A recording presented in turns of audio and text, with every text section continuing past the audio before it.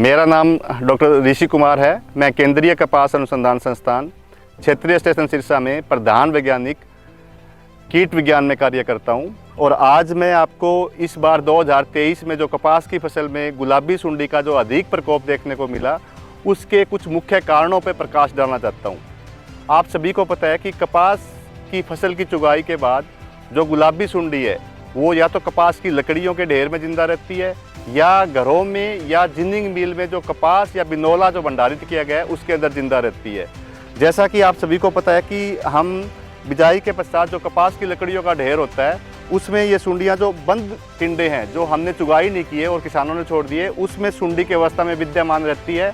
और यहाँ से जैसे ही सीजन स्टार्ट होता है ये सुंडियाँ पतंगा बन के आसपास के खेतों में जाके अंडे देकर अपना जीवन चक्र शुरू करती है। दूसरा जो मुख्य कारण इस बार था वो कपास की फसल की बिजाई की अवधि।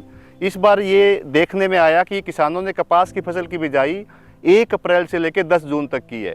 ये लंबी बिजाई की अवधि होने के कारण जो गुलाबी सुंडी को अपना पोषक पौधे लगातार मिलते रहने के कारण उसका जीवन चक्र बड़ा अच्छे से चलता गया।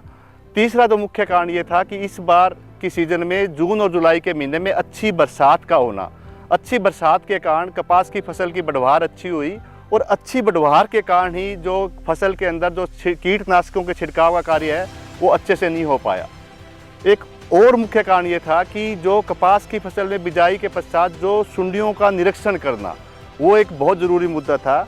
निरीक्षण के लिए सबसे पहले हम किसानों को बताते हैं कि हमें 2 फेरोमोन ट्रैप प्रति एकड़ लगाने हैं और उसके अंदर जो पतंगे आते हैं उनकी संख्या के आधार पे हम फैसला ले सकते हैं कि कीटनाशक के छिड़काव की ज़रूरत है या नहीं है। दूसरा जो मुख्य निरीक्षण का तरीका है वो रोजेट फूल देखना, बंद फूलों को देखना। जैसे हमें खेत में 100 फूल देखने हैं, अगर 100 में से 5 से 10 फूल खराब दिखाई देते हैं तो ये कारण था। और तीसरा मुख्य जो था वो था गुलाबी सुंडी के लिए हमें टिंडों को खोल के देखना। ये तीनों तकनीकी हमें सर्वेक्षण के लिए ज़रूरी थी, इसका भी थोड़ा सा ध्यान नहीं किया गया। इस करके भी गुलाबी सुंडी के जो उचित प्रबंध था उसके अंदर जो समस्या आई। और उससे अगला जो मुख्य कारण था वो कीटनाशकों के प्रयोग का। आमतौर पे बहुत ज़्यादा मिश्रण जो किसान कई बार खेत में करते हैं, खास करके कीटनाशक का, फफूंदीनाशक का, या उसमें पोषक तत्व मिलाकर जो छिड़काव करते हैं या कई बार कीटनाशकों के मिश्रण का प्रयोग करते हैं, उसके कारण भी कई बार हमें कीटनाशकों की अच्छा जो प्रभाव है वो कि इसके नियंत्रण में वो नहीं हो पाया। तो ये कुछ मुख्य कारण थे जिसके कारण इस सीजन में गुलाबी सुंडी का प्रकोप ज़्यादा देखने को मिला।